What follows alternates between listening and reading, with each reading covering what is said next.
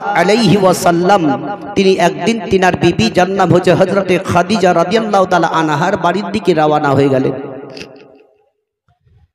বিশ্বের নবী আমার হযরতে খাদিজা রাদিয়াল্লাহু তাআলা আনহার দরজাতে গিয়ে একটি আওয়াজ দিয়ে দিলেন। সঙ্গে সঙ্গে খাদিজা দরজাটা খুলে দিলেন। দেখছেন তো বিশ্বের নবী দাঁড়িয়ে আছেন। নবী একদিন নয়, 2 দিন নয়, 3 দিন ধরে অনাহারে ছিলেন। জোরে বলুন, একটু মহব্বতে বলুন। 3 দিন ধরে অনাহারি। বিশ্বের নবী খাদিজার মুখের দিকে তাকিয়ে তাকিয়ে বললেন, ওগো খাদিজা, তোমার ঘরে কিছু খাবার খাদ্য আছে? তো বিশ্বের নবীর দিকে তাকিয়ে হযরতে খাদিজা কাঁদতে আরম্ভ করলেন। ওই সমাধি আল্লাহর নবী দুজাহানের আগা জনাবে মুহাম্মদ রাসূলুল্লাহ সাল্লাল্লাহু তাআলা আলাইহি ওয়াসাল্লাম বললেন, ওগো খাদিজা, কেন তুমি এভাবে কান্না করো? তোমার 2 চোখ দিয়ে কেন পানি পড়ে যায়? খাদিজা, একটু তুমি চোখের পানিটা বন্ধ করো। তবে কেন এইভাবে কান্না করো? হযরতে খাদিজা রাদিয়াল্লাহু তাআলা আনহা বিশ্বের নবীর দিকে লক্ষ্য করে কেঁদে কেঁদে বলেন, ইয়া রাসূলুল্লাহ, ইয়া হাবিবাল্লাহ, নবী গো, আমার ঘরের মধ্যে এমন কিছু খাবার খাদ্য নয়, তবে বাড়িতে একটা বকরি ছিল। ওই বকরি ছাগল থেকে দুধ দই 1 গ্লাস আপনার জন্য আমি রেখেছি। এবং আমার বাড়ির পার্শ্ববর্তী একজন ব্যক্তি মাত্র 4টা খেজুর দিয়েছিল। ইয়া রাসূলুল্লাহ, ওই 2টা খেজুর আমি নিজে খেয়েছি, আর আপনার জন্য 2টা রেখেছি গো। বিশ্বের নবী আমার বললেন, ওগো খাদিজা, তবে একটু তুমি চোখের পানি বন্ধ করো। আমি নবী মুস্তাফা, খাদিজা, আমি চোখের পানি আর বরদাস্ত করতে পারি না। বিশ্বের নবীর সম্মুখে হযরতে খাদিজা রাদিয়াল্লাহু তাআলা আনহা খেজুর আর পাই দুধ যখন পেশ করে দিলেন, বিশ্বের নবী আমার 2টা খেজুর থেকে একটা খেজুর হযরতে খাদিজাকে বলেন, ওগো খাদিজা, এ নাও একটা খেজুর তুমি নিয়ে নাও, আর আমি একটা খেজুর নিয়ে নিচ্ছি।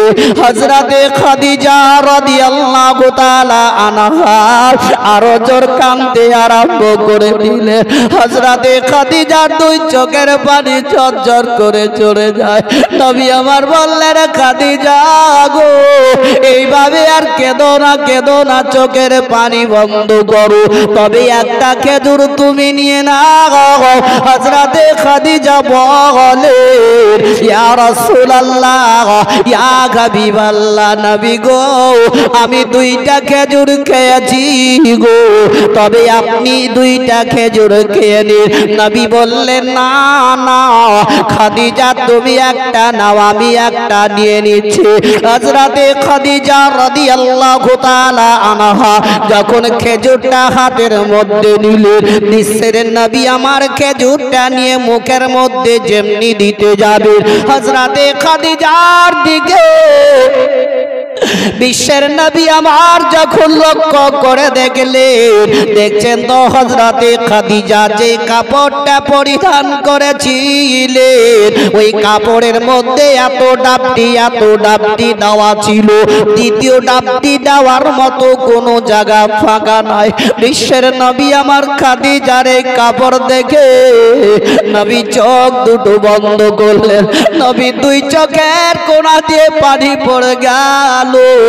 হযরতে খাদিজা রাদিয়াল্লাহু তাআলা আনহা বলেন, ইয়া রাসূলুল্লাহ, ইয়া হাবিবাল্লাহ, নবী গো, ওগো আমার স্বামী মাথার মনি নয়নের তারা, আপনার চোখ দিয়ে কেন পানি পড়ে যায়? নবী আমার বললেন, খাদিজা, তোমার শরীরে যে কাপড়টা পরিধান করে আছো, তবে তোমার ওই কাপড়ের মধ্যে এত ডাবটি, দ্বিতীয় ডাবটি দেওয়ার মতো কোনো জায়গা ফাঁকা নাই। তবে খাদিজা গো, একবার যদি তুমি আমাকে বলতে কাপড়ের জন্য আমি নবী মুস্তাফা তোমার সম্মুখে পেশ করে দিতাম। হযরতে খাদিজা বলে, ইয়া রাসূলুল্লাহ, আমি জানি গো জানি আপনার নিকটে কোনো সমর্থ নাই, তবে নবী গো আপনার নিকটে আমার জামা কাপড়ের কোনো প্রয়োজন নাই, আমার জামা কাপড়ের কোনো আশা নাই, তবে ইয়া রাসূলুল্লাহ আমার মনের মধ্যে যেটা ইরাদা আছে ওটাই যদি আপনি পরিপূর্ণ করে দেন তবেই আমার বেড়া পার হয়ে যাবে। ইয়া রাসূলুল্লাহ, আমার মনের মধ্যে যে ইরাদা আছে, আশা আছে, ওইটাই যদি পরিপূর্ণ করে দেন তবেই আমার মনের আশাটাও পূর্ণ হবে। জোরে বলো সুবহানাল্লাহ। বিশ্বের নবী বলেছিলেন, ওগো খাদিজা, তবে চোখের পানি একটু বন্ধ করো, বলো তোমার মনের মধ্যে কি ইরাদা আছে, আমি নবী মুস্তাফা তোমার সেটা পরিপূর্ণ করব। জোরে বলুন। আজ বলুন, আমাদের দেশের মা বোনদের জামা কাপড় ঘরের মধ্যে 4টা 5টা 10টা 20টা আছে না নাই? এক একটা লোক, ওই মেয়েটি যদি কোনো একটা বিয়া খেতে যায় তখন তার স্বামীকে কওয়া হচ্ছে কি, এই আমাকে নতুন জামা কাপড় নিয়ে এসে দাও, তবে বিয়াতে যাবো, বলে না বলে না? কিন্তু আর সুরকেসে যে এত জামা কাপড় ভরা আছে ওটার দিকে লক্ষ্য নয়, কিন্তু নতুন পরিধান করে যাবে। আর যিনি বিশ্বের নবীর বিবি হযরতে খাদিজার কাপড়ে এত ডাবটি তবু কখনো জবান খুলে বিশ্বের নবীকে বলেননি। যেমন শায়রে বলে,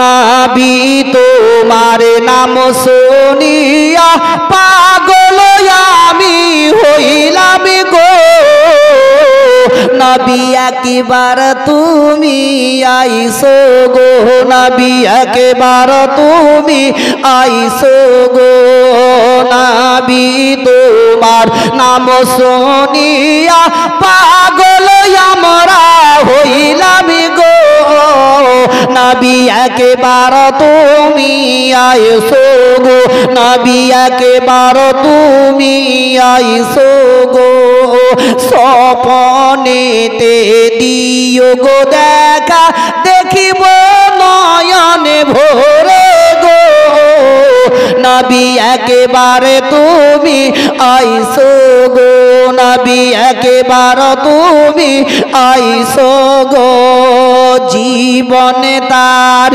সই পাগ দিতাম নবী তোমার চরণে, আমি চমকে তামি কদমে, নবী চমকে তামি কদমে, নবী তোমার নাম শুনিয়া পাগল ওরা হইলাম গো, নবী একবার তুমি আইসো গো, নবী একবার তুমি আইসো গো, তোমার প্রেমে পাগল হইয়া ঘরে বাড়ি সব ছাড়লাম গো, নবী তোমায় পাইবার আশাই গো, নবী তোমায় পাইবার আশাই গো, তোমার প্রেমে পাগল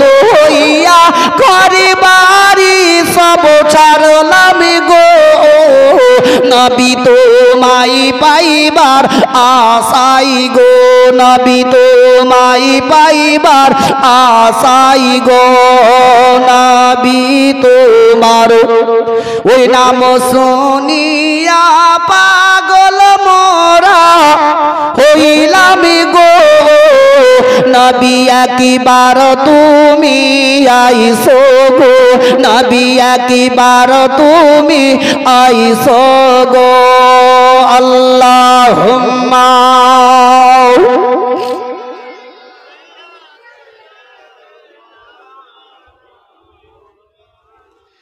ওয়া আলা আলি সাইয়্যিদিনা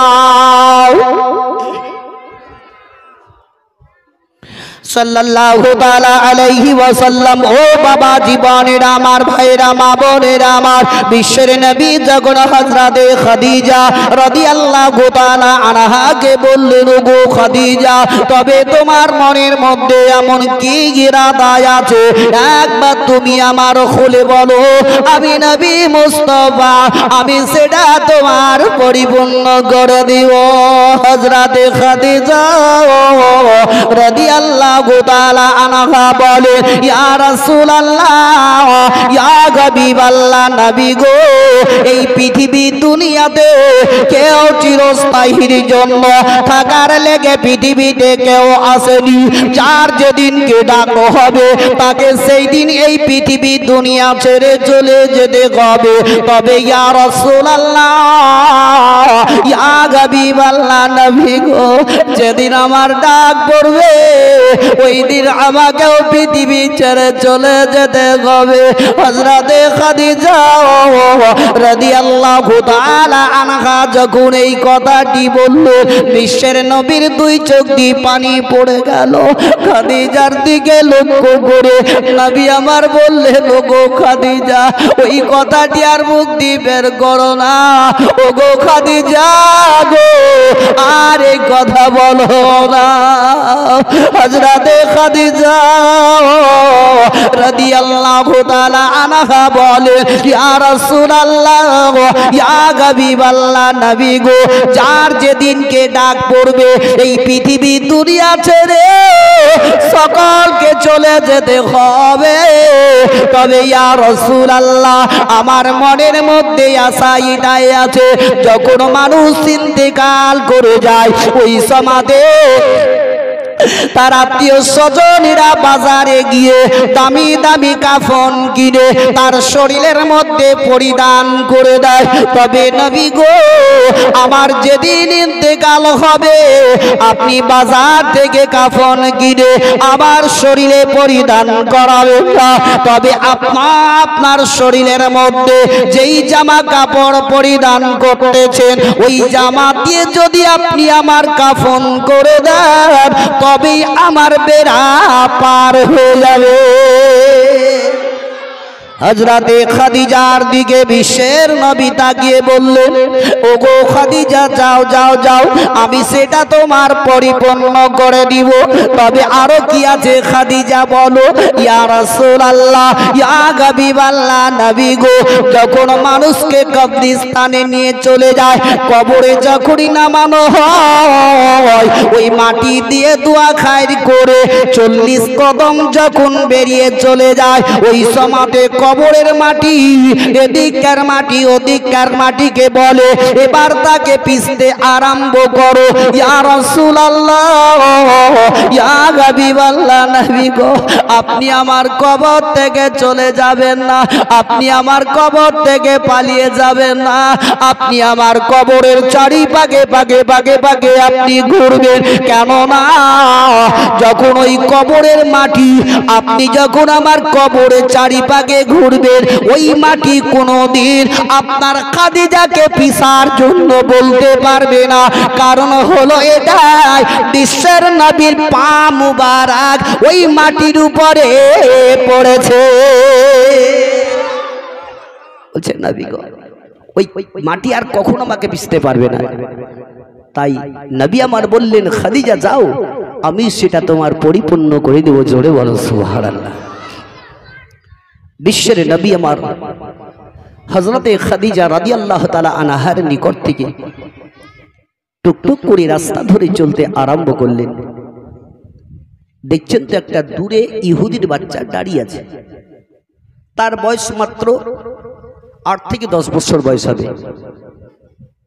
কিন্তু ওই বাচ্চাটা জানে না যে লোকটা আসছে ইনি হচ্ছেন বিশ্বের নবী, এরই নাম হচ্ছে রাহমাতুল লিল আলামিন।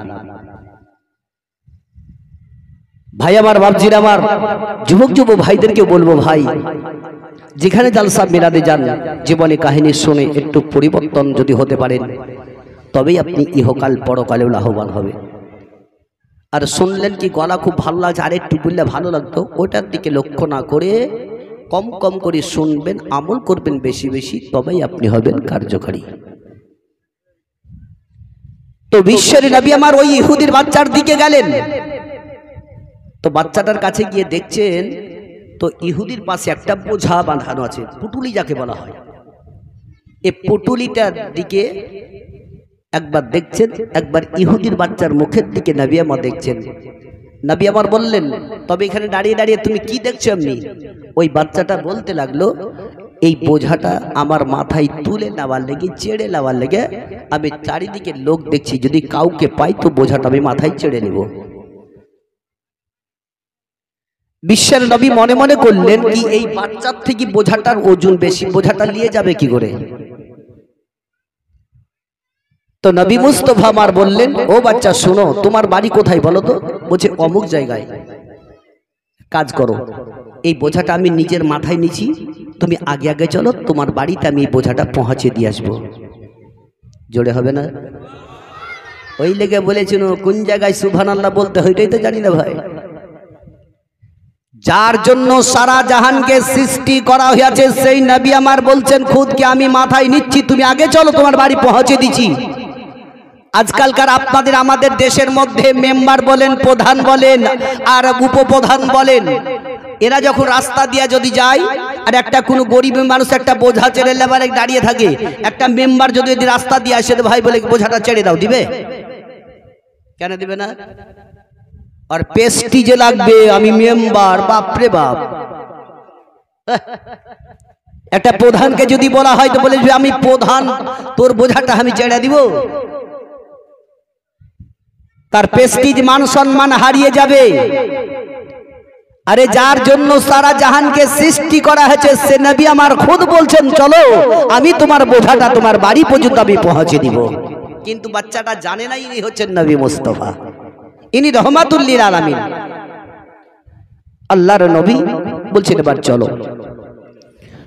ওই সমাজে বিশ্বের নবী, কুল কায়নাতের নবী জনাবে মুহাম্মদ রাসূলুল্লাহ সাল্লাল্লাহু তাআলা আলাইহি ওয়াসাল্লাম বোঝাটাকে মাথার উপরে নেওয়ার পরে ওই ইহুদির বাচ্চাকে বলতে লাগলেন, এবার তুমি আগে আগে চলো, এবার আমি তোমার বোঝা নিয়ে পিছনে পিছনে পিছনে পিছনে যাই। বাচ্চাটা সাইড ধরে যখন চলতে লাগলো, ওই সমাজে বিশ্বের নবীর চারিদিকে চারি আশপাশের গাছগুলা নবীকে ছায়া করতে করতে করতে নিয়ে যায়। এমনকি ইহুদির বাচ্চাটা বিশ্বের নবীর মুখের দিকে একবার চেয়ে দেখে, একবার আসমানের সূর্যের দিকে চেয়ে দেখে, বারবার নবীর মুখের দিকে, একবার সূর্যের দিকে। ওই ইহুদির বাচ্চাটা মনে মনে চিন্তা করলো, বলে এই মানুষটার মতো সৌন্দর্য মানুষ আজ পর্যন্ত কোথাও দেখিনি। বলছি এত সুন্দর চেহারা, এর মতো কখনো আমি জগতে দেখিনি এখনো মানুষ। আল্লাহর নবী দুজাহানের আকা জনাবে মুহাম্মদ রাসূলুল্লাহ সাল্লাল্লাহু তাআলা আলাইহি ওয়াসাল্লাম হাঁটতে আছেন। ইহুদির বাচ্চাটা বারবার নবীর দিকে ডাকে, আর নবী মুস্তাফা যেই জায়গাতে পা রেখে দেন ওই জায়গাকার ছোট ছোট পাথরগুলা নবীর পদতলে মমের মতো গলে যেত। বলুন, বিশ্বের নবীর পায়ের তলে যদি ছোট ছোট পাথর কাঁকড় পড়তো মমের মতো গলে যেত, কারণ হচ্ছে যাতে বিশ্বের নবীর পদতলে আঘাত না লাগে। আর আজকালকার আমরা চেড়ানার মৌলবিগুলা দেশে উঠেছি, আর কিছু কিছু যুবক যুবক ছেলে বুঝলেন মৌলবি মোবাইল হয়ে গেছে। মোবাইল মৌলবি হয়নি, মোবাইল দেখে দেখে এরা ফতোয়া জারি করে। এরা কত জি মোবাইল দেখে মৌলবি হাজার লাখ মাত্র জানে। এই দেশের মোবাইল মৌলবিগুলা ছেড়ে দাও, সঠিক হাদিস কোরআন জীবনী কাহিনী শুনে শুনে পরিবর্তন হও। যে নবী মুস্তাফার পদতলে পাথর পড়লে মমের মতো গলে যেত, তোমরা যারা বলো কি আমাদের মতোই নবী আস্তাগফিরুল্লাহ, তাহলে তোমার পায়ের তলে পাথর পড়তে হুড়া কেন মারছে বলো? গলে না কেন? কি ভাই বুঝা যাও, পরিবর্তন হও, পড়ো। খালি মোবাইল দেখছো বাপরে, এইগুলা বলে দিল এগুলা তো বেদাত, এগুলা বেদাত। বেদাত কাকে বলে ও নিজেই জানে না। যাক ভাই, আমি ওদিকে যাবো না, জীবনী নিয়ে যাচ্ছি, বুঝে যাবেন। ইশারাতে বুঝতে বলতে চলে যাবো। তবে প্রত্যেকটা আমার বাপজি ভাইদেরকে বলবো সতর্ক হয়ে চলো। বিশ্বের নবী আমার যখন পা রাখতেন ছোট ছোট পাথরগুলা পায়ের তলে তার মম হয়ে পড়ে গলে যেত। জোরে বলো সুবহানাল্লাহ।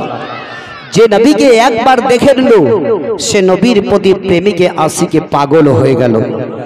যে শায়রে বলি আমরা নবীর পাগল দিওয়ানা রে সোনার মদিনা, আমরা নবীর পাগল দিওয়ানা, আমরা নবীর পাগল দিওয়ানা রে সোনার মদিনা, আমরা নবীর পাগল দিওয়ানা।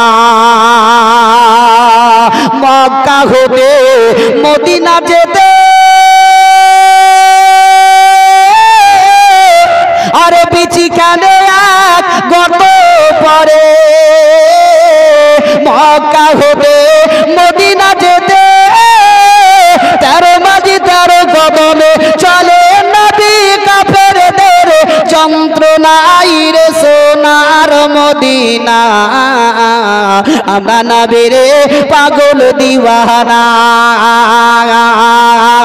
আমরা নবী পাগল দিওয়ানা রে সোনার মদিনা, আমরা নবীর পাগল দিওয়ানা।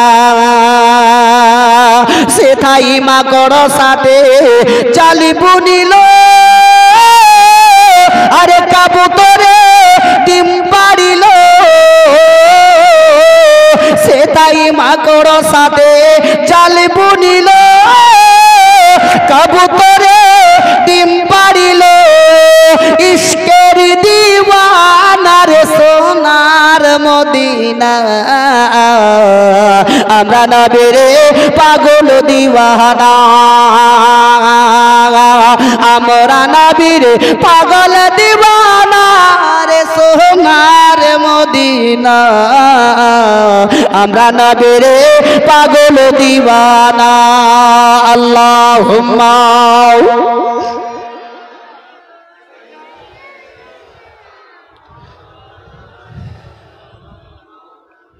وعلى آل سيدنا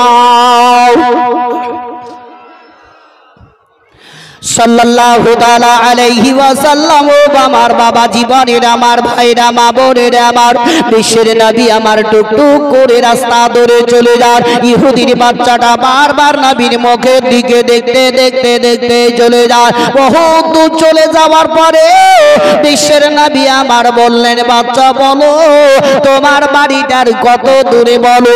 ওই বাচ্চাটা বলল, ওই দেখো সামনে যে বাড়িটা দেখা যায় ওই বাড়িটাই হলো আমাদের। বিশ্বের নবী আমার টুকরো করে ইহুদির বাড়ির দরজাতে হাজির হয়ে গেলেন। আর বিশ্বের নবী আমার ওই বোঝাটাকে দরজার মধ্যে নামিয়ে দেওয়ার পরে হায়রে বিশ্বের নবীর আদর্শটাই দেখুন, নবীর ব্যবহারটাই দেখুন। দয়ার নবী মোস্তফা বোঝাটা নামিয়ে দেওয়ার পরে চট করে ইহুদির ওই বাচ্চার হাতখানাকে ধরে নিয়ে বিশ্বের নবী আমার বললেন, ও গো বাচ্চা, কত দূর থেকে হেঁটে হেঁটে তোমার নিয়ে বাড়ি পর্যন্ত চলে এলাম, তবে এত দূর পৌঁছার পর্যন্ত তোমার সঙ্গে বহুত আলাপ আলোচনায় আমি করেছি, তবে তার মধ্যে যদি কোনো রকমের কোনো কথা বলে থাকি, যদি তোমার আঘাতে লেগে থাকে, আল্লাহর ওয়াস্তে আমায় মাফ করে দিও। বিশ্বের নবী মাপ চাইছেন। দেখেন, যদি কোনো কথা দিয়ে আঘাতে লেগে থাকে, আর হাইরে মুসলমান যদি একটা কথা কাউরে গালি দিয়ে দেয়, তাকে 36 বার গালি তো দূরের কথা, মারা না পর্যন্ত বাড়ি যাব না, তাই না? তোকে চ এইখানে না পাবো ওইখানে পাবো, এই তো আমাদের বলে বক্তব্য। কিন্তু ভাইরা আমার, বাপজিরা আমার, ও দরদি ভাইরা আমার, বিশ্বের নবী আমার যখন ওই বাচ্চার হাত কানা ধরে নিয়ে কথা বলে চলতে লাগলেন, দয়ার নবীজি আমার হেঁটে হেঁটে যান। এমন সমাধে ওই ইহুদিটা বাড়ির ভিতর থেকে বাইরে আসার পরে ওই ইহুদি আপন তার বেটাকে বলতে লাগলো, ওরে বেটা বলো বলো রে, এই বোঝাটা তোমার কে পৌঁছে দিয়ে গেল, না তুমি বোঝাটা নিয়ে আসলে বলো। ওই বাচ্চাটা বলতে লাগলো, ও গো আব্বা জান, এই বোঝাটা তো আমি নিয়ে আসিনি, তবে আমার বোঝাটা পৌঁছে দিয়ে গেল। ইহুদি বলতে লাগলো, বেটা রে, এই বোঝাটা পৌঁছে দেওয়ার বদলে তোমার নিকট থেকে কত টাকা নিয়েছে বলো। ওই বাচ্চাটা বলল, ওগো আব্বা জান, ওই লোকটা আমার নিকট থেকে এক পয়সাও নেয়নি, বিনা পয়সাতে আমার পৌঁছে দিয়ে গেল। ইহুদি বলল, বেটা রে, তবে এমন কোন দয়ালু লোক রে, তোমার কাছে এক পয়সা পর্যন্ত নেয়নি? ইহুদির বাচ্চাটা বলল, ওগো আব্বা জান, ওই লোকটা এত ভালো এত ভালো, ওগো আব্বা গো, ওই লোকটার মতো সুন্দর চেহারা আজ পর্যন্ত আমি কোথাও দেখতে পাইনি গো। তবে এত দয়ালু লোকটা আমার বোঝা পৌঁছে দেওয়ার পরে, ওগো আব্বা গো, আমার হাত কানা ধরে দিয়ে বলে, ওগো বাচ্চা, যদি কিছু আঘাতে লেগে থাকে তুমি আমার আল্লাহর ওয়াস্তে মাফ করে দিও। এই কথাবার্তা বলে চলে গেল। ইহুদি বলে, বেটা রে, ওই লোকটা গেল কোন দিকে বল? বলে, ওই দেখো সামনে হেঁটে হেঁটে চলে যায়। ইহুদি যখন বিশ্বের নবীর দিকে চেয়ে দেখল, দেখছে কি বিশ্বের নবীকে আব্রাহামানে ছায়া করতে করতে নবীকে নিয়ে যায়। নবী মুস্তাফার ছায়া জমিনে পড়ে না, এমনকি নবীকে ছায়া করতে করতে নিয়ে যায়। ওই ইহুদিটা দৌড়ে দৌড়ে দৌড়ে দৌড়ে দৌড়ে গিয়ে বিশ্বের নবীর সম্মুখে আগে দাঁড়িয়ে গেল। দয়ার নবীর সামনে দাঁড়িয়ে ইহুদিটা বলতে লাগলো, বলে, তোমার বাড়িটা কোন জায়গায়, তোমার নাম কি বলো, একটু পরিচয়টা দাও না কেন? বিশ্বের নবী আমার যখন ওই ইহুদিকে বলে দিলে, ইহুদিটা সঙ্গে সঙ্গে বিশ্বের নবীর হাত কানা ধরে বলে, ওগো আল্লাহর নবী, আমি বড় বেয়াদবি ভুল করেছি গো, তবে আপনি আমাকে কলমা পড়িয়ে দিন। বিশ্বের নবী আমার কলমা পড়ালেন। জোরে জোরে একসঙ্গে পড়ল, লা ইলাহা, জোরে পড়ো, লা ইলাহা, লা ইলাহা, লা ইলাহা ইল্লাল্লাহ মুহাম্মাদুর রাসূলুল্লাহ সাল্লাল্লাহু তাআলা আলাইহি ওয়াসাল্লাম। আল্লাহুম্মা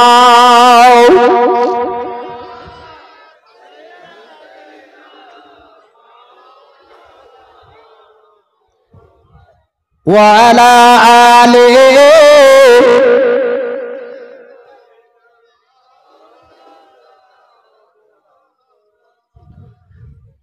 وعلى آل سيدنا সাল্লাল্লাহু তাআলা আলাইহি ওয়াসাল্লাম। ও আমার বাবা জীবনের, আমার মা বোনের, আমার বিশ্বের নবীজি আমার, দয়ার নবী মুস্তাফা আমার নিজের হুজরা কানা থেকে এমন একজন সাহাবীকে নিয়ে চলতে আরম্ভ করলেন। দয়ার নবী আমার টুক টুক টুক টুক করে হেঁটে হেঁটে যান। তবে ভাইরা আমার, ও আমার মা জননীরা আমার, আমার যুবক যুবক ভাইদেরকে বলবো, একটু একটু মাথার মধ্যে জেনে কথাগুলা শোনে আপনি ভরে নিয়ে যদি পরিবর্তন হতে পারে, তবে ইহকাল পরকালেও লাভবান হয়ে যাবে। বিশ্বের নবীজি আমার, দয়ার নবী আমার সাহাবীকে নিয়ে চলতে চলতে একটি কবরস্থানের উপরে চলে গেলেন। আর দয়ার নবী আমার কবরস্থানে যেমনি পা রাখলেন, সমস্ত কবরের একদম আযাব বন্ধ হয়ে গেল। বিশ্বের নবী আমার পা রাখা মাত্রই সমস্ত কবরস্থানের আযাব বন্ধ হয়ে গেল। তবে একটা কবরের কিন্তু আযাব বন্ধ হয় না। সেই কবরটা ছিল একটা যুবকের। জোরে বলুন। দেখো যুবক ভাইদেরকে আগেই বলেছে একটু সতর্ক হও ভাই। খুব জোর। আর এই ওয়াকিয়াটাই বলে ইনশাআল্লাহ বিদায় নিয়ে চলে যাব বলতে একবারে শেষবারের মতো নয়, ফের যদি ডাকে তা আসবো, ওই বিধান নয়। আল্লাহর নবী দয়ার মুস্তাফা রাহমাতুল লিল আলামিন ওই কবরটার কাছে চলে গেলেন, দাঁড়িয়ে গেলেন। বিশ্বের নবী আমার সাহাবীর মুখের দিকে দেখছেন, সাহাবী বিশ্বের নবীর মুখের দিকে দেখছেন। সাহাবী বলে, ইয়া রাসূলুল্লাহ, আপনি সমস্ত কবর বাদ দিয়ে এই কবরের কাছে দাঁড়ালেন, কারণটা কি? তো নবী মুস্তাফা বলছেন, এই কবরে অতিরিক্ত আযাব চলতেছে। জোরে বলুন সুবহানাল্লাহ। তাহলে বলুন, নবী কবরের খবর পর্যন্ত বলেন না? আপনি আমি পারবো? ওদেরকে বলবেন, কেন কথা কম বলেন ভাই, বসছেন চুপচাপ, গল্প আলাপ চল বন্ধ, ওই দিকে চুপচাপ বসে। আপনাদের আওয়াজ শুনে ওরা ওই দিকে তাকাচ্ছে, বুঝলেন?